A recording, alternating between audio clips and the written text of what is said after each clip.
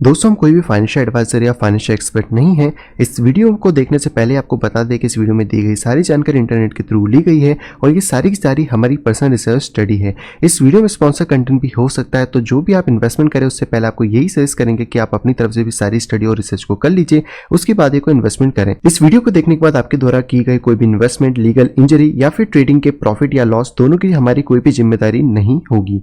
ये वीडियो सिर्फ और सिर्फ एजुकेशन पर्पस और एंटरटेनमेंट पर्पस के लिए बनाया गया है।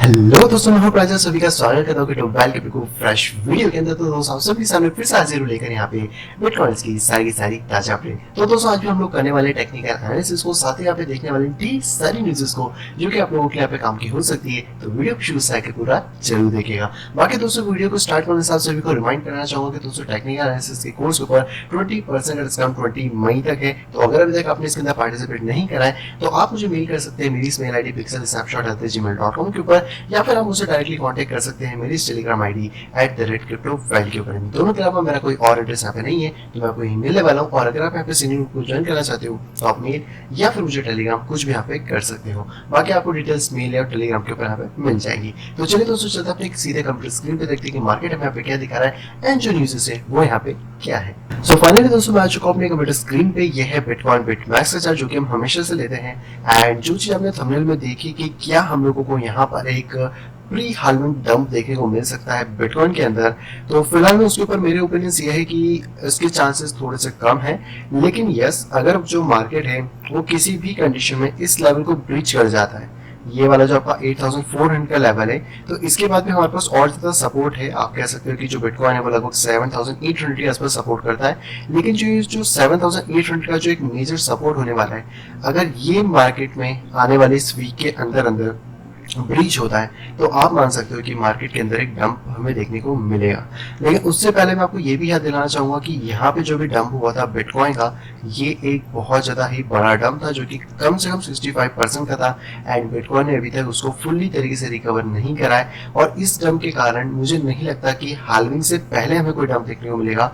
हाल्विंग के बाद डंप आता है तो वो एक ऑब्वियस सी चीज रहने वाली है। लेकिन जो मैं मेन एरिया फोकस कर रहा हूँ वो है ये वाला, जो कि 10,700 के आसपास है। अगर प्राइस इसको ब्रीच कर देता है तो हमें डंप के जो चांसेस होंगे वो कम हो जाएंगे, या फिर जो डंप हमें देखने को मिलेगा वो मेजरली हो सकता है कि प्राइस थोड़ा ऊपर जाए 13-14 हज़ार तक, और फिर वहां से डंप हमें वापस 10,000 तक देखने को मिले एंड प्राइस पंप करें। तो ये पॉसिबिलिटी वहां पे बन सकती है। फिलहाल की जो पॉसिबिलिटीज है उसके ऊपर मैं थोड़ा सा कम ध्यान दे रहा हूँ। लेकिन हाँ, इसका मतलब ये नहीं है कि यहाँ से डंप नहीं हो सकता।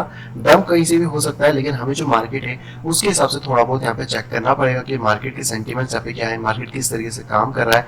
और अगर मैं यहाँ पे ईएमए रिबन की बात करता हूँ तो आपको ये चीज भी क्लियरली देखने को मिलेगी कि ईएमए रिबन 7600 पे एक बहुत ही ज्यादा अच्छा सपोर्ट दे रहा है। एंड जैसे जैसे प्राइस यहाँ क्लोज आएगा वैसे वैसे ईएमए रिबन के ऊपर जाएगा, तो लगभग 8200 या 8000 इसके लिए बेस सपोर्ट पे बन सकता है, जहां से कि प्राइस आराम से उठ सकता है। जैसे आप यहाँ देख सकते हो, जिस तरीके से प्राइस ने क्रॉस करा, वापस प्राइस नीचे आया, प्राइस अपसाइड उठा था, उसी तरीके से वापस यहाँ पे फॉर्मेशन क्रिएट हो सकता है। तो ये कुछ चीजें जो कि आप यहाँ पे ऑब्जर्व कर सकते हो बिटकॉइन के टाइम फ्रेम के अंदर। एंड अगर यहाँ पे मैं बात करता हूँ आपसे 4 आवर के बारे में, तो 4 आवर में हमें एक सिमेट्रिकल ट्रायंगल देखने को मिल रहा है, जिसके बारे में मैंने आपसे पहले भी बात करी थी, जो कि एक बुल फ्लैग की तरह भी यहाँ पे काम कर सकता है। तो अगर आप इसको सिमेट्रिकल ट्रायंगल देखते हो तो ऑब्वियसली जो इसकी हाइट है वो आपको लगभग इसके ब्रेकआउट पॉइंट के पास से 10,000 के आसपास देखने को मिल सकती है। और अगर आप इस सिमिलर चीज को यहाँ से ऑब्जर्व करने की कोशिश करें तो ये हमारे लिए एक बुल फ्लैग का काम कर सकता है। और ये जो बुल फ्लैग है यहाँ से करीबन 10,200 के आसपास का टारगेट यहाँ पे जा सकता है। बाकी दोनों लेवल से मैं आपको बता दिया, अगर ये लेवल टूटता है तो फिर नेक्स्ट में 7,800 के लेवल के आसपास का वेट करूंगा। लेकिन फिलहाल में वो लेवल अभी टूटा नहीं है, तो हम थोड़ा सा पे चिल कर सकते हैं और वेट कर सकते हैं कि इसके अपर साइड के लेवल टूटे, तो हम लोग ऐसे लॉन्ग की पोजीशन में जाके मार्केट को थोड़ा सा चेज करते हुए 10,000 के टारगेट को अचीव यहाँ पे कर सकते हैं। हालांकि स्टिल मेरा टारगेट है 10,000 के आसपास, जो कि 7 दिन में हो सकता है, पॉसिबल है हाल्विंग आने से पहले, क्योंकि हाल्विंग शायद 11 या 12 मई के आसपास की है, तो उसके हिसाब से थोड़ी सी चीजें यहाँ पे हो सकती हैं। हाल्विंग की काउंटडाउन की बात करें तो 7 दिन का यहाँ पे काउंटडाउन आ रहा है। एंड इसके हिसाब से फिलहाल यहाँ पे डेट तो मुझे देखने को नहीं मिल रही है। बाकी अलग अलग जगह अलग अलग चल रहा है, क्योंकि अभी जो हैश पावर है अगर उसको हम लोग थोड़ा देखने की कोशिश करें तो वो फिलहाल में टॉप के ऊपर चल रही है। लास्ट टाइम इसका हैश पावर का जो ग्राफ लिया गया 3 मई को लिया था, तो अभी 104 हो गया, यानी कि कल का इसका ग्राफ आपको देखने को मिलेगा। जिसमें हैश पावर टॉप पे है। और ज़्यादा हैश रेट का मतलब ये होता है कि जो आपके ब्लॉक्स होते हैं वो थोड़े से जल्दी माइन हो जाएंगे, अगर कम हैश रेट देगी तो थोड़ा सा डिले होगा, जिसके कारण यहाँ पे जो करंट ब्लॉक हाइट है वो 628,915 है और सिर्फ 1085 ब्लॉक बाकी हैं हाल्विंग होने में। तो जैसे ये ब्लॉक्स कंप्लीट होते हैं हाल्विंग हो जाएगी, हो सकता है 5 दिन के बाद हो जाए या हो सकता है 10 दिन लग जाए, वो डिपेंड करता है कि जो ब्लॉक्स है वो कितना फ्रिक्वेंटली यहाँ पे माइन हो रहा है या फिर मिल रहा है। एक जो उसका एक एवरेज टाइम है वो 10 मिनट का है, लेकिन अभी जो माइन हो रहे हैं वो करीबन 7-7.5 मिनट के आसपास यहाँ पे माइन हो जा रहा है। तो अभी हम लोग इसी के ऊपर फोकस करके चलते हैं कि 7 दिन बाद यहाँ पे माइनिंग है एंड इसको थोड़ा सा फॉलो यहाँ पे करते हैं। तो बाकी आप लोगों ने बिटकॉइन की प्राइसेस में सारी चीजें चेक कर ली हैं, और अगर आप 4 आवर के हिसाब से बात करें तो प्राइस को एक बहुत ही ज्यादा उमदा सपोर्ट मिल रहा है यहाँ पे ईमेल रिबन की तरफ से, जो कि अभी हम लोग देख पा रहे हैं। एंड स्टिल अगर आप यहाँ पे वेट करते हो तो यहाँ पर आपको इंटरनली एक चैनल देखने को मिल जाएगा, जो कि अगर प्रॉपर्ली यहाँ पे ब्लास्ट कर देता है 1 आवर के टाइम फ्रेम के अंदर। इसको मैं यहाँ पे ऑफ करता हूँ और इसको भी, तो इसको ऑन कर लेते हैं। तो लगभग यहाँ से एक बाउंस हमें अच्छा सा मिल सकता है, और यहाँ पर एक कप एंड हैंडल छोटा सा बन के प्राइस पंप करके लगभग 9,000 के आसपास यहाँ पे जा सकता है। तो आप कुछ इन चीजों को यहाँ पे ऑब्जर्व कर सकते हो, देख सकते हो कि मार्केट यहाँ पे किस तरीके से बिहेव यहाँ पे कर रहा है। इथेरियम की बात करें तो इथेरियम में एक असेंडिंग ट्रायंगल था जिसमें थोड़ा सा पे फेक आउट हुआ है, आप क्लियरली देख पाओगे। एंड उसके बाद से जो इसका प्राइस है वो नीचे ड्रॉप कर गया था, एंड जो टारगेट था $199 का वो यहाँ पे अचीव हो चुका है। फिलहाल में कॉन्ट्रैक्ट के हिसाब से बात करें तो थोड़ा सा नीचे चल रहा है 1 आवर के हिसाब से, एंड अगर 4 आवर में देखें तो लगभग अभी सपोर्ट से बाउंस करा है प्राइस ने, तो ये बहुत अच्छी बात है। लेकिन अगर प्राइस इसके ऊपर आके क्लोजिंग देता है $210 के कल सुबह तक, तो हम ये कह सकते हैं कि यस इथेरियम वापस अपने राउंड पॉक में ऊपर की तरफ यहाँ पे जा सकता है। बाकी अगर आप सेकंड ओपिनियन देखना चाहें तो आप यहाँ से स्ट्रेंड लाइन को ड्रॉ कर सकते हैं, क्योंकि अगर इस पर प्राइस आता भी है तो हमें इस लेवल को तोड़ना बहुत इंपॉर्टेंट हो जाता है, जो कि आपको $218 पे मिलता है एक अच्छे खासे मूवमेंट के लिए। फिलहाल में जिस चीज पे मैं फोकस कर रहा हूँ वो है यहाँ पर ये चैनल, जिस तरीके से भी चैनल फॉर्म होता है तो इसको आगे हम लोग यहाँ से देख सकते हैं। लाइटकॉइन की दोस्तों बात करें तो लाइटकॉइन नीचे की तरफ चला गया था, जो कि मैंने आपको बताया था कि अगर यहाँ से प्राइस ड्रॉप करेगा तो सीधे इस एरिया में गिरेगा, जो कि 45 के आसपास है। फिलहाल थोड़ी सी कोशिश ऊपर की हो रही है, लेकिन यहाँ पर जो चांसेस है वो कम हो गए। एंड अगर 1 आवर के हिसाब से बात करी जाए तो फिलहाल में आपको जो आपको चैनल मिलेगा ये ऑलमोस्ट एक ब्रेकिंग पॉइंट के आसपास है। तो अगर ये ब्रेक करता है प्रॉपर तरीके से तो हम लोग ये कह सकते हैं कि यस वापस से लाइटकॉइन अप रैली यहाँ पे शुरू कर पाएगा, नहीं तो स्टिल प्राइस गिर के $45 को टच करने और नीचे यहाँ पे आ सकता है। XRP की बात करें तो XRP के साथ तो आप कह सकते हो थोड़ी सी चोट अभी चल रही है। फिलहाल में प्राइस थोड़ा सा नीचे है एंड एक हमें डबल बॉटम यहाँ पे देखने को मिल रहा है, तो इसके बेस के टूटने के बाद वापस से प्राइस नीचे आ सकता है। जब तक इसके ऊपर है प्राइस में चांसेस है कि प्राइस यहाँ से बाउंस करेगा, और ये चीजें हमें कल तक ही पता पड़ पाएंगे क्लियरली जब भी बिटकॉइन का मूवमेंट इसके साथ यहाँ पे रहने वाला है। लिंकॉइन की बात करें तो लिंकॉइन का जो राइजिंग वेजेस जिसके बारे में हमने बात करी थी वो ऑलरेडी यहाँ पे ब्रेक हो चुका है। फिलहाल यहाँ पे रिटेस्ट कर रहा है, अब चांसेस यही है कि अभी फिलहाल में ड्रॉप करके नीचे आना चाहिए, लेकिन ये सारी चीजें कल सुबह तक ही क्लियर हो पाएंगी, क्योंकि अभी मार्केट का जो मूड है या फिर जो सेंटीमेंट है वो हिसाब से नहीं है। एंड फिलहाल में अगर बात करें तो यहाँ पर थोड़ा सा सपोर्ट देखने को मिल रहा है लिंकॉइन के अंदर। फिलहाल तो मैं इसको नहीं बोलूंगा क्योंकि एक माइन्यूट से सपोर्ट यहाँ पे डबल बॉटम बना है, लेकिन अगर प्राइस $4 के ऊपर आता है तो लिंक में मैं यहाँ पे बुलिश हो जाऊंगा। बीएनबी की बात करें तो सिमिलर सा सिनेरियो, जो कि मैंने आपको बताया था कि ये जिस भी डायरेक्शन में टूटेगा उस डायरेक्शन में आप ट्रेड ले सकते हो। एंड ऑब्वियसली यहाँ पे जो इसका डायरेक्शन है वो नीचे की तरफ ब्रेकआउट हुआ है एंड लगभग 15.9 के आसपास का इसका टारगेट, लेकिन स्टिल यहाँ पे जो प्राइस है वो थोड़ा सा होल्ड करे हुए है। तो आप इस एरिया को भी थोड़ा सा वॉच आउट कर सकते हो यहाँ पर इस फॉर्म में कि इस एरिया के नीचे का प्राइस यहाँ पे ड्रॉप कर जाता है, जो कि इसके आसपास रहेगा, तो फिर यहाँ पे प्राइस के अंदर और ज्यादा गिरावट मिल सकती है। जब तक प्राइस इसके ऊपर है तब तक कोई टेंशन वाली बात नहीं है। एंड स्टिल मैं यहाँ पर इसको लगा के चलूंगा कि अगर एक डिसेंडिंग ट्रायंगल फॉर्म होता है तो उसको भी यहाँ पे देखा जाए। और ओंटोलॉजी की बात करें तो ओंटोलॉजी का जो हमारा बेस या फिर आप कह सकते हो ये वाला जो बॉक्स था, फिलहाल में प्राइस तो इतना ड्रॉप नहीं हुआ, लेकिन चांसेस थे कि यहाँ तक ड्रॉप कर सकता है। बट स्टिल मैं यहाँ पे ये चीज को ऑब्जर्व करूंगा कि कब ये वाला ट्रेंड लाइन ब्रेक होती है, उसके बाद फिर एक अप ट्रेंड लेना सुटेबल यहाँ पे रहेगा। नियो की बात करें तो नियो में भी सिमेट्रिकल ट्रायंगल था जो कि नीचे ब्रेक हुआ है। ऊपर साइड में मैं ऑलरेडी बता दिया था कि इसके ब्रेक होने के बाद ही आप कुछ भी कर सकते हैं, लेकिन फिलहाल में यहाँ पे थोड़े से चेंजेस आप करोगे तो यहाँ पर आपको देखने को मिलेगा एक चैनल। तो अगर ये चैनल ब्रेक करते हैं फॉलोइंग वेज टाइप का, तो लगभग जो टारगेट रहेगा वो 9.6 के आसपास यहाँ पर रह सकता है। तो वेट करते हैं कल मॉर्निंग का। यूएस वापस से नीचे आ चुका है, लगभग लाइटकॉइन के जैसा सिमिलर लग रहा है एंड स्टिल यहाँ पे जो प्राइस है वो होल्ड कर रहा है, तो मैं वेट ही करना चाहूंगा अभी फिलहाल में। तो यहाँ पे बात करें वजीरेक्स की, तो वजीरेक्स में जो बड़ा ट्रायंगल है, कल मैंने आपको 2 ट्रायंगल्स बताए थे लाइव के अंदर। एक है छोटा वाला जो कि ऑलरेडी नीचे ब्रेक हुआ है, तो इसकी जो हाइट है वो लगभग कंप्लीट हो चुकी होगी। इस पॉइंट पे। यस, अब यहाँ पर ये बड़ा वाला सिमेट्रिकल ट्रायंगल है जिसके ऊपर क्या चीज़ें पॉसिबल होती हैं वो आपको थोड़ा सा रुक के यहाँ पे देखना पड़ेगा। तो मैं यहाँ पे वापस से वेट करूंगा कि प्राइस कैसे भी करके ऊपर आ जाए, क्योंकि जब तक वो ऊपर नहीं आएगा तब तक चांसेस रहेंगे कि नीचे ड्रॉप कर सकता है। एंड एक लास्ट लेवल की बात करूँ तो यहाँ पर आपको एक सपोर्टिव लेवल देखने को मिल रहा है 0.126 के आसपास। तो अगर इसके नीचे जाता है तो फिर एक कंसर्निंग वाली बात यहाँ पे हो सकती है। तेजोस की बात करें तो दोस्तों तेजोस थोड़ा सा बुलिश है, स्टिल आप देख सकते हो प्राइस नीचे गया था पर वापस से बाउंस बैक करा है। इस वाले लेवल पे थोड़ा सा फोकस करोगे तो यहाँ पर आपको कभी डबल बॉटम देखने को मिलेगा। बहुत सारे कॉइन बाउंस कर रहे हैं तो ये चीज़ तो यहाँ पे पॉसिबल है, लेकिन स्टिल अगर जब तक मार्केट इसको प्रॉपर तरीके से ब्रीच नहीं कर देता है अपसाइड में, थोड़ा सा रिस्की रह सकता है मार्केट के अंदर जाना। बिटकॉइन कैश की बात करें तो बिटकॉइन कैश फाइनली यहाँ पे नीचे की तरफ ब्रेक कर गया है, अपर रेजिस्टेंस अभी तक ब्रेक नहीं हुआ है। इसको मैं से रिमूव करता हूँ, वापस इसको लेंगे तो यहाँ पर आपको एक राइजिंग चैनल देखने को मिल जाएगा जो कि ब्रेक करा है। अगर ये वापस नीचे गिरता तो लगभग 211 इसका एक सपोर्टिव लेवल होगा जो कि लास्ट पॉइंट के आसपास है। उसके बीच में कुछ मिड टर्म के और सपोर्ट्स हैं, लेकिन अगर वापस से प्राइस बाउंस करके 257 पे आता है तो मेरे लिए फाइनल जो पॉइंट रहेगा वो यही वाला रहेगा कि कैसे भी करके $280 को तोड़े। उसके बाद ही हम $350-400 के आसपास की जो रैली है उसको एक्सपेक्ट इसके अंदर यहाँ पे कर सकते हैं। तो लेट्स वेट करते हैं क्या हो रहा है। हालविंग हो चुकी है, उसके बाद से ड्रॉप भी हो चुका है एंड मार्केट बहुत हद तक साइडवेज में यहाँ पे चल रहा है। बिटकॉइन की डोमिनेंस की बात किया तो डोमिनेंस थोड़ी सी यहाँ पे स्टिल श्रिंक हो रही है, आप देख सकते हो प्राइसेस थोड़े से ऊपर है डोमिनेंस के, लेकिन वापस शायद थोड़ा बहुत यहाँ पे करेक्शन हमें देखने को मिल सकता है।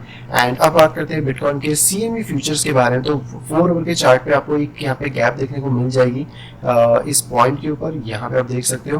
फिलहाल में मार्केट अभी तक गिरा नहीं है, लेकिन अभी आई थिंक यहाँ पे मार्केट चालू हो चुका है, तो यहाँ से जो भी एक अपडेट आती है वो हम देख सकते हैं। फिलहाल में जो करंट मार्केट प्राइस है वो 8,800 के आसपास है और यहाँ पर 8,900 के आसपास है। शायद एक आध घंटे में मार्केट चालू हो जाएगा यहाँ पे CME फ्यूचर का, और आज मंडे है तो उसके हिसाब से कम हो सकता है।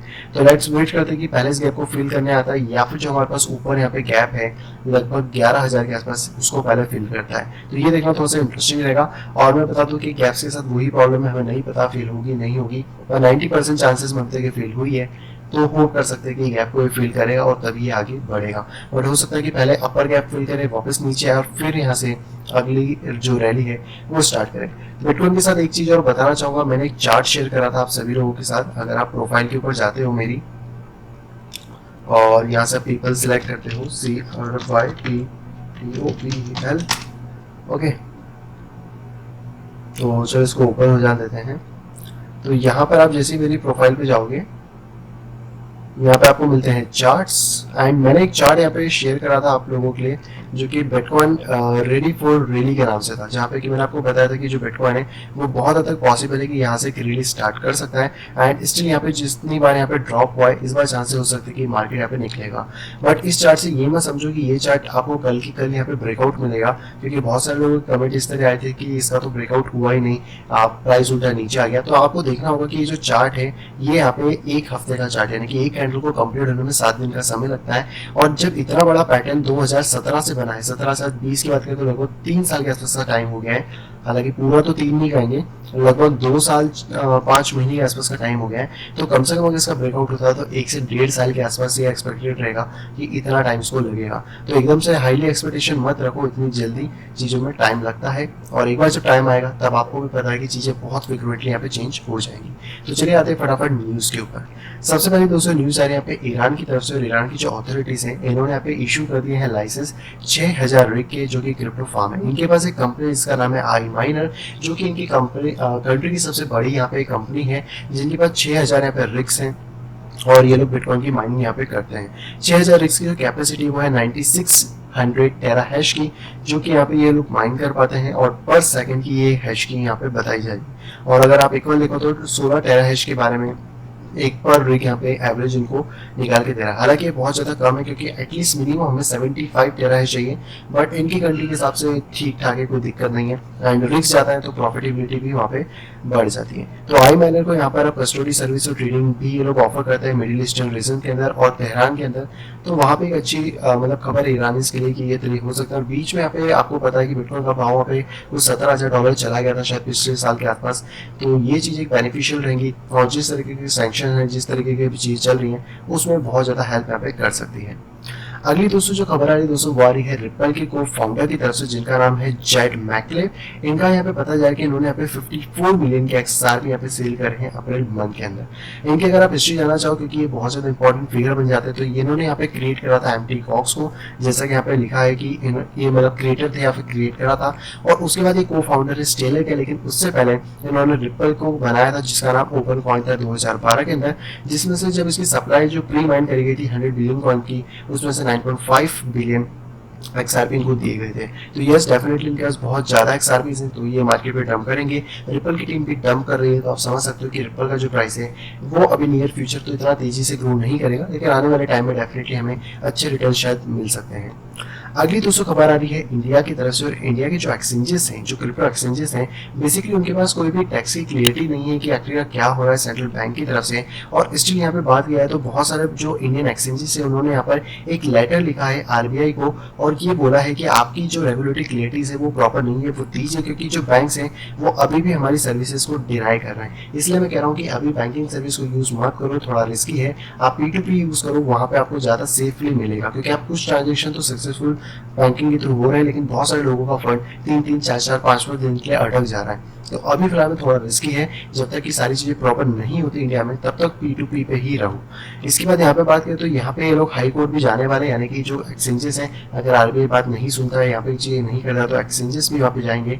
लेकिन सबसे बड़ा इश्यू जो आ रहा है वो ये आ रहा है कि जो क्रिप्टो है वो किसी भी चीज में कैटेगराइज नहीं है, ना तो वो GST के अंदर है, ना ही GST के बाहर है, और ना ही उसके ऊपर कोई एक पर्टिकुलर चीज है कि क्या ये गुड्स है, करेंसी है, कमोडिटी है, या फिर एक सर्विस है, जिसके कारण यहाँ पे जो GST को पे करने में दिक्कत आ रहा है एक्सचेंजेस को। इवन दैट हम जैसे जो रिटेलर्स हैं, अगर हम भी अपना टैक्स फिलअप करना चाहते हो, ये सबसे बड़ा क्वेश्चन है कि आखिरकार इसको किस तरीके से फिलअप करा जाएगा, क्या ये एक असेट कंसीडर करी जाएगी, क्या इसमें कोई रिडेम्पशन रहेगा, क्या कुछ बेनिफिट्स मिलेंगे, या फिर क्या चीजें हो सकती हैं। हालांकि अभी तक तो ये अदर एसेट के अंदर ही जाएगी अगर आप इनकम टैक्स का फॉर्म भरते हो वहाँ पे, तो यहाँ पे वही चीजें बताई गई कि अगर इसको एजम्पशन नहीं मिलता है GST के अंदर, तो यहाँ पे सबको ही एक्सचेंजेस को टैक्स ऑथोरिटी के सामने खड़ा होना पड़ेगा, और GST अगर पूरा ट्रांजेक्शन पे करना पड़ा तो ये एक्सचेंजेस के लिए बहुत ज्यादा दिक्कत वाला काम हो जाएगा, सर्वाइवल के लिए भी प्रॉब्लम क्रिएट हो सकती है। बाकी हमें बताया गया कि बैंक अभी भी यहाँ पे सारी चीजें डिनाई करे, तो RBI को यहाँ पर एक सर्कुलर जारी करना चाहिए, जैसे कि उन्होंने पहले करा था। अगर वो नहीं करते तो यहाँ पे प्रॉब्लम अभी भी स्टिल वैसी की वैसी है। अगली दोस्तों खबर आ रही है वीचेन, मास्टर कार्ड और एलीपे की तरफ से, और इन्होंने दोस्तों यहाँ पे ज्वाइन कर लिया है ऑस्ट्रेलियन चेन सप्लाई को, जिसका नाम है कंसोर्टियम, जिसके बारे में हमने पहले भी बात करी थी। तो यहाँ पर जो कंसोर्टियम है वो बेसिकली सॉल्यूशंस प्रोवाइड कराती है, ऑथेंटिकेटिंग और ट्रैकिंग करती है फूड की, वाइन की और प्रोडक्ट की, जो कि ब्लॉकचेन के बेसिस पे होगी। 76 बिलियन का ये लोग एक्सपोर्ट करते हैं चाइना, ऑस्ट्रेलिया से चाइना के वहां पर। यहाँ पे आप देखोगे तो वीचेन को यहाँ पे as a public blockchain use कराया जा रहा है, मास्टर कार्ड को एक परमिशन लेजर की तरह से, यानी कि DLT और पब्लिक ब्लॉकचेन दोनों ही यहाँ पे यूज करी जा रही है। इन्होंने यहाँ पे एक नई चीज इंटीग्रेट करी जिसका नाम है माइलस्टोन पेमेंट, जैसे कि अगर आप जो आपका ऑस्ट्रेलिया है, अगर वहां से माल निकल जाता है तो 30% पेमेंट हो जाएगा, जैसे चाइना के पास पहुंचेगा 30% वहाँ पे पेमेंट हो जाएगा। तो ये इनके कुछ माइलस्टोन है जहाँ पे इनके इंस्टेंट पेमेंट हो रहे हैं, और यहाँ पे जो इंस्टेंट पेमेंट है वो इनके डिजिटल वॉलेट के थ्रू हो रहे हैं, जो कि वीचेन के ऊपर यहाँ पे चल रहा है। तो वो भी आप देख सकते हो, ताकि इन लोगों को महीने भर का टाइम ना लगे, क्योंकि अगर आप ट्रेडिशनल वे से जाते हो तो वहाँ पे महीने भर का टाइम लग जाता है।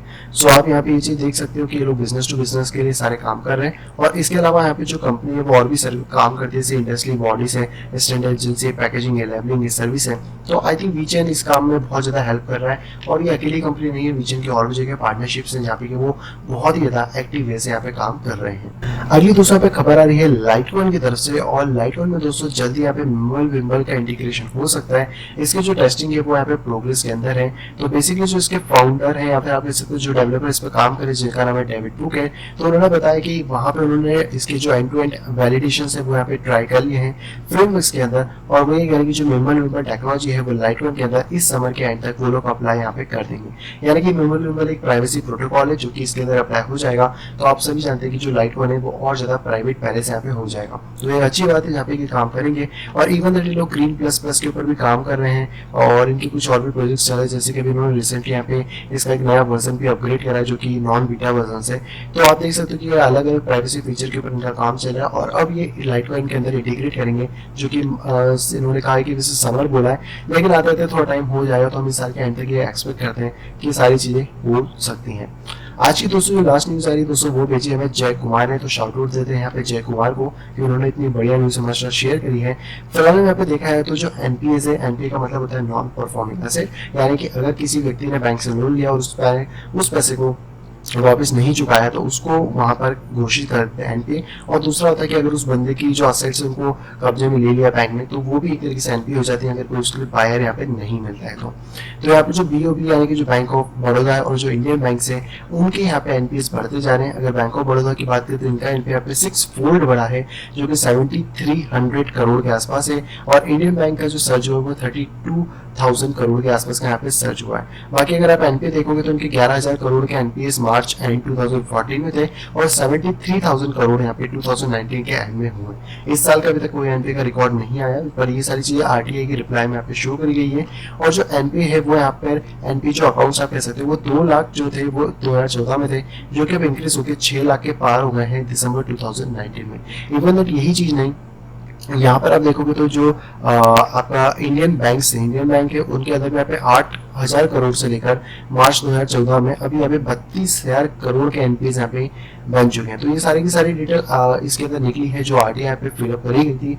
और इसके बाद अगर आप देखोगे तो जो बैंक है वो बहुत ज्यादा चार्जेस काटते हैं अलग अलग चीजों के, जैसे कि चाहे वो एसएमएस सर्विस चार्ज हो, मिनिमम फी हो, चार्जेस हो, लॉकर हो, डेबिट कार्ड चार्जेस आउटवर्ड हो, फ्लो चार्जेस एंड। तो इसमें यहाँ पे बैंक ऑफ बड़ौदा ने 107 करोड़ रुपीस एसएमएस चार्जिंग में कमाए हैं 1 अप्रैल 2018 से 2020 के बीच में, यानी कि 2 साल के अंदर। और इंडियन बैंक से 21 करोड़ के आसपास यहाँ पे कमाया है। बहुत बड़ा फिगर है दोस्तों एसएमएस चार्जिंग का, मतलब समझ सकते हो सिर्फ एसएमएस चार्जिंग 107 करोड़ अगर लाके दे रही है तो बाकी जितनी सर्विसेज है वो कितना पैसा यहाँ पे अंदर फ्लो करती होंगी। तो अगर आप इस रिपोर्ट को पढ़ना चाहो तो आप जा सकते हो फाइनेंशियल एक्सप्रेस के साइट पे, वहां जाके इस चीज को पढ़ सकते हो। बट यहाँ पे मैं एक चीज क्लियर कर दूं कि जितना ज्यादा किसी बैंक के ऊपर एनपीए बढ़ेगा उसकी डूबने की संभावना उतनी ज्यादा होती है। यस बैंक जो कि हमारा सबसे ज्यादा दुलारा बैंक रहा है इस मामले में, चाहे फिर पीएमसी हो, यस बैंक हो, इन सबके पास जो रीजन था वो एनपीए ही था जिन्होंने इन बैंकों को डुबाया है। अब यहाँ पे बैंक ऑफ बड़ौदा शायद इंडियन बैंक्स की बारी है, तो आप इन चीजों से समझ के देख सकते हो।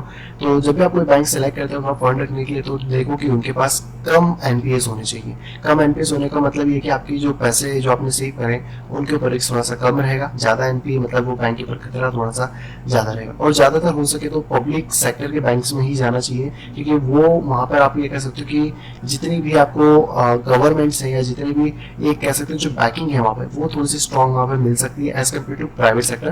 प्राइवेट सेक्टर बुरा नहीं है, अच्छे हैं, लेकिन जो बैंकिंग है वो थोड़ी ज्यादा मिलेगी। इस बार यस बैंक को बचा लिया गया क्योंकि वो एक बहुत बड़ा बैंक था। अगर वो वहां पे गिरता तो शायद इंडिया के सारे बैंक यहाँ पे कॉलेप्स कर सकते थे। लेकिन अगर कोई बड़े बैंक के साथ ये हादसा हो गया या कुछ भी होता है, क्योंकि एनपीएस रियलिटी है और ये खत्म नहीं होने, ये हर साल बढ़ते जाएंगे 2x या 3x की स्पीड से।